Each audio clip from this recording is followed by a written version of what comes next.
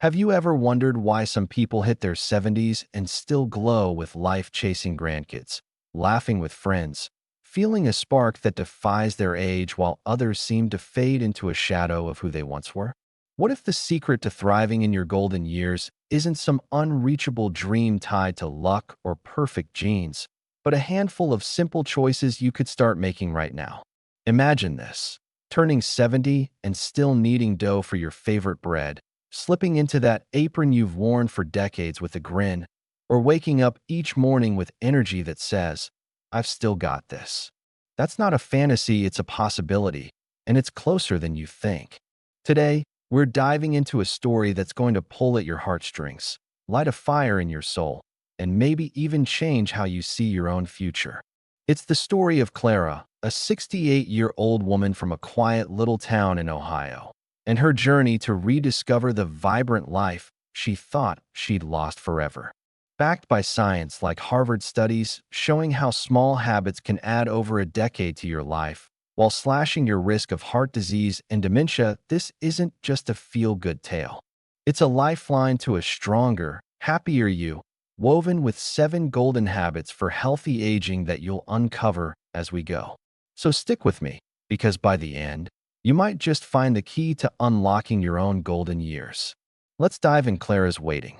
Picture a cozy kitchen in a small house on Maple Street. The walls are painted a soft yellow, faded from years of sunlight streaming through the window above the sink. There's a wooden table in the corner, scratched and worn from decades of use, and an old gas stove that used to hum with life. This was Clara's domain. For 40 years, she was the heart of her town's bakery scene, a master baker whose cinnamon rolls could make your mouth water from a block away, and whose cherry pies were the stuff of local legend. Her hands, steady and strong, kneaded dough like it was an art form, and her laugh filled the air as she swapped stories with customers over the counter. That kitchen wasn't just a room, it was a symphony of flour-dusted counters, the warm scent of yeast rising, and the clatter of mixing bowls. It was Clara's life. But now, that kitchen sits silent. The stove hasn't been lit in months. The rolling pin gathers dust on a shelf, and the air smells more of stale coffee than fresh baked bread. Clara's still there, though sitting in a faded armchair by the window, staring out at a world that feels like it's moving on without her. At 68, she's not old by any stretch, but she feels it. Her hands tremble now, too shaky to knead dough or pipe frosting. Her memories started to blur last week. She forgot the recipe for her famous lemon loaf, a recipe she'd made 1,000 times. And her energy? It's gone, replaced by a bone-deep exhaustion that keeps her pinned to that chair most days. The woman who once danced around her bakery, apron tied tight, is slipping away, and it terrifies her. Clara's not alone in this. Maybe you felt it too, that quiet ache when your body doesn't move like it used to, when your mind skips a beat, or when the things you loved start feeling out of reach. It's not just about aging, it's about losing the pieces of yourself that made you you. For Clara, it's that apron hanging on a hook by the door, a worn, white thing with her name stitched in red thread across the chest. Her husband, Tom, had it made for her 30 years ago when she opened her little bakery. Back then, she'd tie it on every morning with pride, flour smudging the edges as she worked. Now, it hangs there like a ghost, a reminder of a life she's not sure she can reclaim. She looks at it sometimes, her hazel eyes welling up, and wonders, is this it? Is this what my golden years are supposed to be, just watching the world go by while I fade? Let's pause here for a second. Have you ever caught yourself staring at something, a photo, a memento, a piece of your past, and felt that pang in your chest? That longing for the person you used to be? That's where Clara is right now. She's not sick, not really, just worn down by time. Her doctor says her blood pressure's creeping up, her joints ache from years of standing over ovens, and her sleep's a mess, leaving her foggy and drained. She's cut herself off, to stop going to the farmer's market, stop chatting with the neighbors who used to line up for her scones. The phone rings sometimes, old friends checking in, but she lets it go to voicemail. It's easier that way, she tells herself. Less painful than admitting she's not the Clara they remember. But here's the thing. Clara's story doesn't end in that chair. This isn't about giving up, it's about what happens when you realize the fight's not over. Because deep down, beneath the exhaustion and the doubt, there's still a spark in Clara. It's faint, buried under the weight of those quiet days, but it's there. And it's about to catch fire in a way she never saw coming. Science tells us aging doesn't have to be a slow decline. Studies from the National Institute on Aging show that the right habits can turn back the clock, not just on your body, but on your spirit. Clara's about to stumble into that truth, and it's going to start with something so small, so simple, you might not believe it could change everything. Let's set the scene. It's a crisp October morning, the kind where the air smells like fallen leaves and the sky's a sharp, clear blue. Clara's in her usual spot by the window, a cold cup of coffee in her hands, when there's a knock at the door. She hesitates. Nobody's stopped by in weeks, but the knock comes again, insistent. With a sigh, she shuffles over, her slippers scuffing the hardwood floor, and opens it. Standing there is Lily, her 25-year-old granddaughter, all bright eyes and a grin that could melt ice. Lily's got a woven basket tucked under her arm, overflowing with carrots, kale, and tomatoes fresh from her little garden plot. "Hey, Grandma," she says, her voice warm and teasing. "Thought you could use some company and maybe a walk. It's too nice out there to stay cooped up." Clara blinks, caught off guard. A walk. Her legs feel like lead most days, and the idea of leaving the house sounds exhausting. But Lily's not taking no for an answer. She steps inside, sets the basket on the counter, and pulls Clara into a quick hug. "Come on," she says. "Just around the block. I'll carry the coffee if you want." There's something in Lily's energy, something alive and stubborn that Clara can't argue with. So she nods, grabs her coat, and steps outside for the first time in days. The air hits her like a wake-up call, cool and sharp, filling her lungs with a freshness she'd forgotten. They start slow, Lily matching Clara's pace as they head down Maple Street toward the park. Clara's legs protest at first, stiff from disuse, but then something shifts. The crunch of leaves under her boots, the chatter of squirrels in the trees, the way the sunlight dances on the pavement, it's like the world's whispering to her, "You're still here." Lily's talking about her yoga classes, her garden, her life, and Clara finds herself listening, really listening, for the first time in months. It's not much, just a 10-minute loop around the park, but when they get back, Clara's cheeks are flushed, and there's a tiny flicker of something in her chest. Hope, maybe. Or just the memory of what it feels like to move. Back in the kitchen, Lily pulls out the veggies and starts chopping carrots, kale, a handful of cherry tomatoes. "Let's make something," she says, handing Clara a knife. Clara's hands shake as she grips it, but she slices a carrot, the crisp snap of it breaking the silence. They throw together a simple salad, nothing fancy, just fresh greens drizzled with olive oil. Clara takes a bite, and it's like tasting color bright, alive, a far cry from the canned soup she's been living on. She doesn't say it out loud, but she feels it, a crack in the wall she's built around herself. This is where Clara's story starts to turn. It's not a grand moment, no fireworks, no miracles, just a walk and a salad. But it's enough to plant a seed. What if she could feel like this again, not just for a morning, but every day? What if those golden years everyone talks about aren't lost to her after all? That's the question humming in her mind as she watches Lily pack up the basket and head out with a wave. And it's the question I'll leave you with too. What would you give to feel alive again, even just a little? Clara's about to find out, and trust me, you're going to want to see what happens next. What would you do if one small step, a moment so simple it barely felt like anything could bring back a piece of who you used to be? That's the question Clara's wrestling with as she stands in her quiet kitchen, the taste of that fresh salad still lingering on her tongue. It's been a few hours since Lily, her granddaughter, left with that basket of garden veggies and a promise to come back soon. The house is silent again, but it's different now. There's a hum in the air, a whisper of something stirring inside Clara that she can't quite name. She's 68, staring down the barrel of her golden years, and for the first time in months, she's wondering if maybe, just maybe, she's not done yet. But let's not get ahead of ourselves. Because before Clara can rise, she's got to face just how far she's fallen. Picture her there, back in that faded armchair by the window. The salad was a nice break, sure, but old habits die hard. The next morning, she's right back to her routine or lack of one. The TV drones in the background, some game show she's not really watching. A half-empty can of soup sits on the table, its metallic tang a far cry from the crisp greens she ate yesterday. Her legs ache from that short walk with Lily, not because it was hard, but because they've forgotten what it's like to move.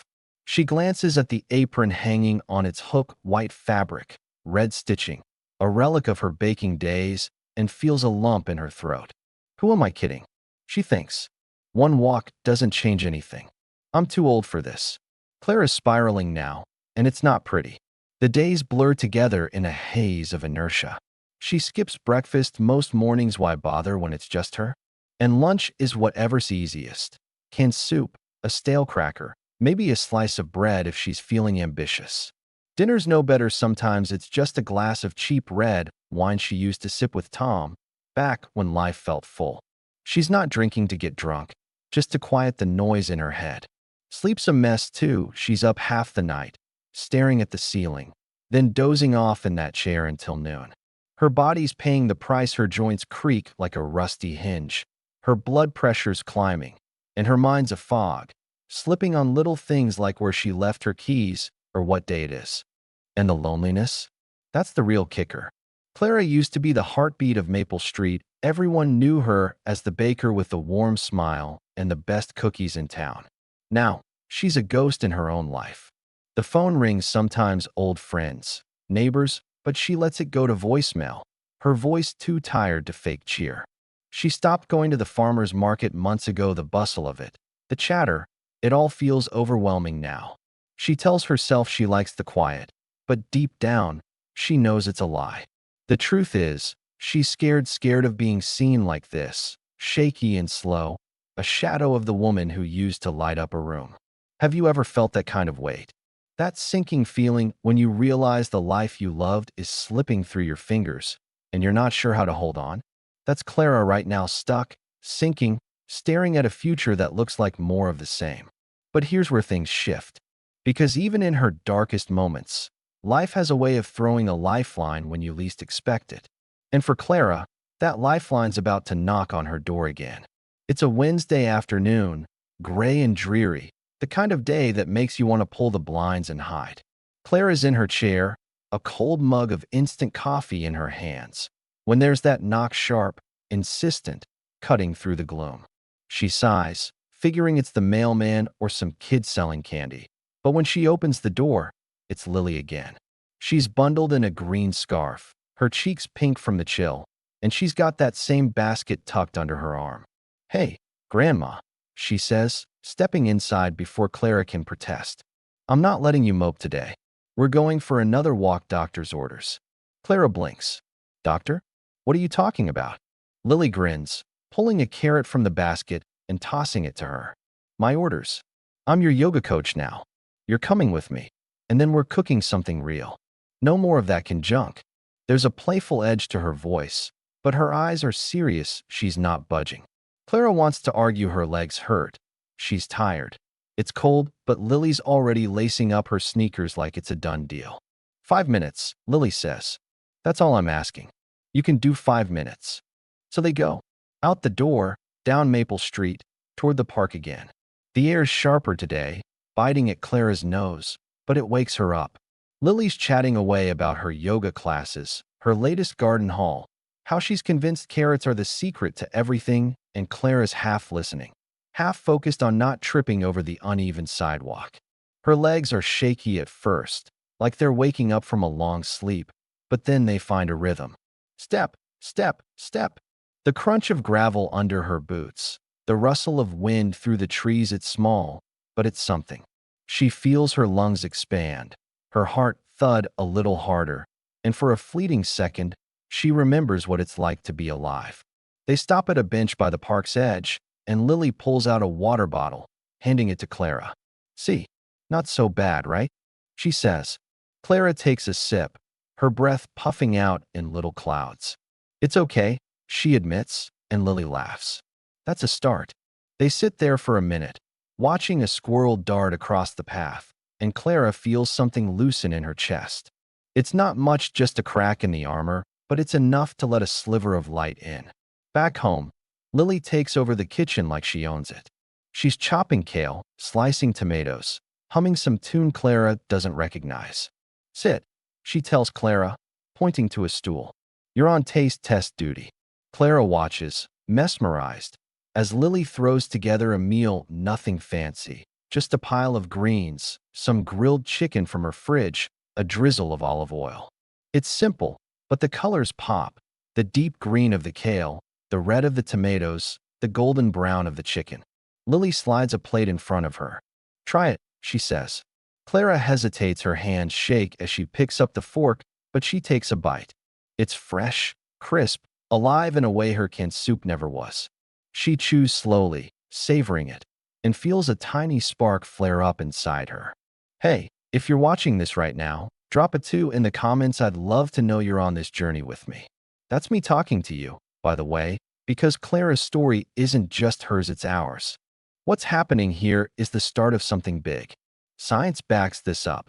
Harvard research shows regular walks can cut your risk of heart disease by 40%, and a diet rich in veggies boosts brain health, slashing dementia risk. Clara doesn't know that yet, she's just feeling it. One step, one bite at a time. But let's talk about Lily for a second. She's not just a granddaughter, she's a 25-year-old yoga instructor with a fire in her belly. And she's not here to let Clara fade away. She's the spark, the push, the voice saying, "You're not done." That night, Clara lies in bed, staring at the ceiling like always. But this time, it's different. Her legs ache a little from the walk, her stomach's full from real food, and Lily's words echo in her head. 5 minutes. You can do 5 minutes. She thinks about that apron, about the baker she used to be. What if she could feel that again, not all at once, but bit by bit? It's a crazy thought, fragile as a whisper, but it's there. And as she drifts off her first decent sleep in weeks, she doesn't know it yet. But she's just taken the first steps towards 7 golden habits that could rewrite her future. Walking, eating real food, connecting with someone who cares. They're small, but they're mighty, and they're about to change everything. So here's my question for you. What's one small thing you could do today to feel a little more alive? Clara's finding her answer. Stick around, because her journey's just getting started, and trust me, it's going to get good. Imagine waking up one day and realizing the life you thought was slipping away is still within reach, not because of some miracle cure, but because of tiny, everyday choices stacking up like bricks in a wall you didn't even know you were building. That's where Clara's at now, 68 years old, and standing on the edge of something she never saw coming. Those 5-minute walks with Lily, those bites of fresh kale and tomatoes, they weren't just moments. They were the first threads in a tapestry of 7 golden habits for healthy aging, and they're starting to weave her back together. But it's not a straight line from despair to triumph. Oh no, Clara's got some hills to climb yet, and that's what makes this story real. So let's dive back in, because this is where she starts to shine. It's been a couple of weeks since Lily's last visit, and Clara's holding on to that flicker of hope like it's a lifeline. She's not transformed overnight, don't get that idea. Her hands still shake sometimes. Her energy's still low more days than not, and that apron's still hanging on its hook, taunting her. But something's different. She's been lacing up her sneakers every morning, well, most mornings, and shuffling out the door for a walk. It's not far, just down Maple Street to the park and back, maybe 15 minutes if she's feeling bold. The air's crisp now, late October, turning the trees into a blaze of red and gold.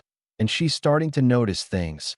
The way the leaves crunch under her boots, the chatter of kids on their way to school, the smell of wood smoke drifting from someone's chimney. Her legs don't drag as much anymore, they're waking up, remembering what it's like to carry her forward. Science backs this up. Harvard studies say regular walking doesn't just keep your heart pumping strong, cutting heart disease risk by up to 40%. It lifts your mood, too, flooding your brain with endorphins that chase the gloom away. Clara doesn't know the numbers, but she feels it. One morning, She catches herself humming an old tune she used to sing in the bakery and stops dead in her tracks. When's the last time I did that? She wonders. It's small, but it's a crack in the shell she's been hiding in. Then there's the food. Lily's been dropping by every few days, always with that basket carrots, spinach, apples she swears taste like candy. Clara's kitchen's coming alive again, not with the roar of ovens yet, but with the quiet rhythm of chopping and sizzling. She's ditched the canned soup most of it, anyway, and started cooking with Lily's haul. Simple stuff, a salad with walnuts and a splash of olive oil. A chicken breast grilled with herbs she forgot she had in the pantry. The first time she sits down to a plate that's not from a can, she almost cries. It's not just the taste bright, fresh, alive, it's the act of it. Sitting at that scratched wooden table, fork in hand, she feels like she's feeding more than her body. She's feeding a part of herself she'd starved for too long. Research from the National Institute on Aging says a diet rich in whole foods like these can sharpen your mind and cut dementia risk. Clara's proof of that, even if she doesn't know it yet. But it's not all smooth sailing. Some days, she grabs that wine glass instead of tea, skips the walk because the rain's too dreary. Doubt creeps in like a fog. What's the point? I'm too far gone. That's when Lily steps up again. One rainy afternoon, she shows up with a pair of tiny dumbbells, 2-pounders, light as feathers, and a grin. Time to get strong, Grandma, she says, setting them on the table. Clara laughs, a dry, skeptical sound. Strong? Lily, I can barely lift a spatula. But Lily's relentless. She's a yoga instructor. After all, she knows the power of movement. Just try, she says. 5 lifts. That's it. So Clara does. She sits there, rain pattering against the window, and lifts those little weights up, down, up, down. Her arms shake, her shoulders burn, but she gets through it. Lily cheers like she's won a marathon.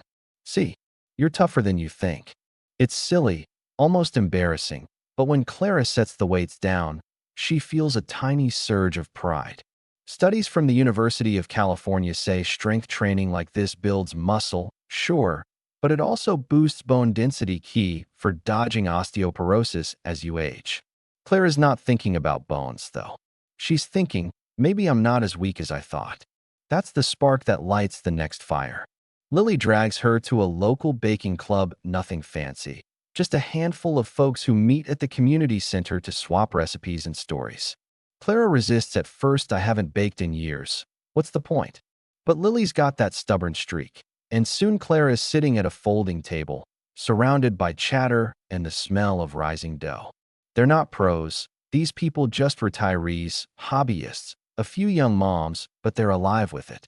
One woman, Edith, a spry 75-year-old with flour on her cheeks, slides Clara a cookbook. Pick something, she says. We'll make it together. Clara flips through, her heart pounding, and lands on a lemon loaf, her old specialty. Her hands tremble as she reads the ingredients aloud, but Edith just nods. We've got this. That afternoon, Clara's back in the game. She's measuring flour, cracking eggs, zesting lemons with fingers that aren't steady but work. The club's oven isn't her old gas beast, but it hums along. And when that loaf comes out golden, fragrant, perfect, she feels a lump in her throat. The group claps. Edith gives her a hug, and Clara takes a bite. It's not just lemon loaf, it's a piece of herself, baked fresh. Social connection, the 5th golden habit, isn't just fun, it's a lifeline. Research says it can boost your lifespan by 50%. Clara's feeling that, too. Surrounded by people who don't care that she's rusty, they just care that she's there. Next up, keeping her mind sharp. She starts reading again, not just cookbooks, but novels she used to love, mysteries that keep her guessing. One night, she stays up late, lost in a whodunit, and realizes she remembered every twist without a hitch. It's a small win, but it's hers. Then there's sleep. Lily's been on her about that wine habit. Swap it for tea, she says, handing Clara a box of chamomile. Clara grumbles, but tries it, and damn if she doesn't sleep better 6 hours straight. No tossing. The 6th habit, cutting booze, isn't just about willpower, it's about giving her body a break. Science says it helps your brain heal, too. By now, Clara's a different woman, not all the way back, but getting there. Her walks are longer, 30 minutes. Some days her meals are bright and real. Her arms are stronger from those goofy dumbbells. The baking club's her anchor. She's not just a member. She's teaching now, showing Edith how to pipe frosting, laughing like she hasn't in years. One evening, she's in her kitchen alone this time, kneading dough for a cinnamon roll. Her hands aren't perfect, but they're steady enough. The dough's soft, yielding under her fingers, and the smell, oh, that smell fills the room like a memory come to life. She slides it into the oven, waits, and when it's done, she pulls out a tray of golden, sticky perfection. She takes a bite, warm and sweet, and tears prick her eyes. I did this. Me. Which habit would you pick to reignite your spark? That's what Clara's asking herself now, standing in that kitchen, flour on her cheeks, the oven's heat warming her face. Imagine the scent of fresh bread filling your home again. Doesn't that feel like life? She's not all the way there yet. Doubt still lingers, and the road's not done, but she's building something. 7 golden habits. Walking every day, eating real food, sleeping deep, connecting with people, sharpening her mind, ditching the wine, getting strong. They're not magic, they're choices, backed by science, and they're pulling her out of the dark. But life's not done testing her. Something big's coming, a stumble that'll shake her to her core, and it's going to take every ounce of what she's built to get through it. Clara's not just fighting for herself, now she's fighting for the woman she's becoming. Stick with me, because the best part's next, and it's going to hit you right in the heart. What if the secret to your golden years was already in your hands, waiting for you to grab it? That's the question Clara's facing now, 68 years old and teetering on the edge of a life she never thought she'd reclaim. She's built something incredible with those 7 golden habits: walking, eating fresh, sleeping deep, connecting with friends, sharpening her mind, ditching the wine, getting strong. Her kitchen's alive again. Her hands knead dough like they remember, and that apron's back around her waist, flour smudged and proud. But life doesn't let you coast forever. Clara's about to hit a wall, and how she climbs over it, that's the moment that'll define her. It's a chilly November morning, and Clara's in high gear. The baking club's hosting a community potluck, her idea, and she's promised a tray of cinnamon rolls, her old signature. She's up early, kneading dough, the scent of cinnamon and sugar curling through the air. She feels good, really good. Her legs are steady from those walks, her arms firm from lifting weights with Lily, her mind sharp from late-night novels. The club's become her lifeline. Edith and the gang cheer her on like she's a rock star. She slides the rolls into the oven, humming, picturing the smiles at the potluck. This is it, she thinks, her comeback. Then it happens. She turns too fast. Her foot catches the edge of a rug, and down she goes. Hard.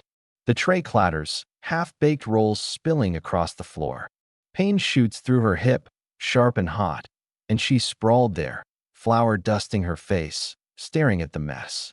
For a second, she's back in that armchair, useless, broken, done.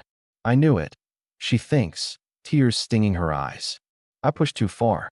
The old Clara would have stayed down, let the doubt win. But this Clara? She's different. She grabs the counter, pulls herself up slow, shaky, but up. Her hip throbs, but it holds. Those walks, those dumbbell lifts, they've made her tougher than she realized. She limps to the sink, splashes water on her face, and takes a breath. The oven's still warm, the dough's a wreck, but she's not done. She calls Lily, voice trembling, and within 20 minutes, her granddaughter's there, basket in tow, ready to help. Together, they start over. Fresh dough, new rolls. Clara's hands shake, but Lily's steady beside her, and they get it done. The kitchen fills with that warm, sweet smell again. And when those rolls come out golden, perfect, Clara feels a sob catch in her throat. They make it to the potluck, trays in hand. The community center's buzzing, neighbors, kids, laughter echoing off the walls. Clara's limping, leaning on Lily, but when she sets those rolls down, the room erupts. Applause, cheers, hands reaching for a taste. Edith hugs her tight, whispering, "You're a marvel." Clara's eyes blur with tears not from pain, but pride. She ties that apron tighter, red stitching bold against the white, and smiles a real, radiant smile. She's not just back. She's more. Here's the kicker. This isn't luck. It's science. Those 7 habits: walking every day, eating real food, sleeping well, staying connected, keeping her mind sharp, skipping the booze, building strength saved her. Studies from the University of California say social ties boost lifespan by 50%. Harvard research shows strength training cuts fracture risk, and a nutrient-rich diet slashes Alzheimer's odds by 35%. Clara's living proof her body held up. Her friends lifted her. Her mind stayed clear. She didn't just survive that fall. She rose from it. Now picture this. Clara, weeks later, in that kitchen again. She's not alone, she's teaching. A handful of retirees crowd around her table, rolling dough, laughing as she shows them her tricks. That potluck sparked something. She's turned her love for baking into a free class for seniors, a little community of flour-dusted hands and warm ovens. She's 70 now. Her birthday came and went, but she's not counting years. She's counting smiles, trays of bread, mornings she wakes up feeling alive. That apron's not a relic anymore, it's her badge, her proof she's still here, still Clara. So what's the one habit you'll start today to reclaim your golden years? That's what Clara's asking you now. Through every step she's taken, every roll she's baked. Imagine the warmth of fresh bread in your hands, the sound of laughter around your table. Doesn't that feel like life worth living? She's not some superhero, she's you, me, anyone who decides to fight for it. 7 golden habits turned her fade into a flame, and they can do it for you too. Here's my challenge. Try 1. Walk 5 minutes today. Swap that soda for water. Call a friend and just talk. Small steps, big wins. Clara's proof. And if this story's hit you where it counts, share it below. What's your spark? What's the one thing you'll do to make your golden years glow? Drop your thoughts in the comments, and let's inspire each other. Maybe even share this with someone you love. Spread the fire. Clara did it at 68, broken hip and all. You've got this too. Your vibrant years? They're waiting.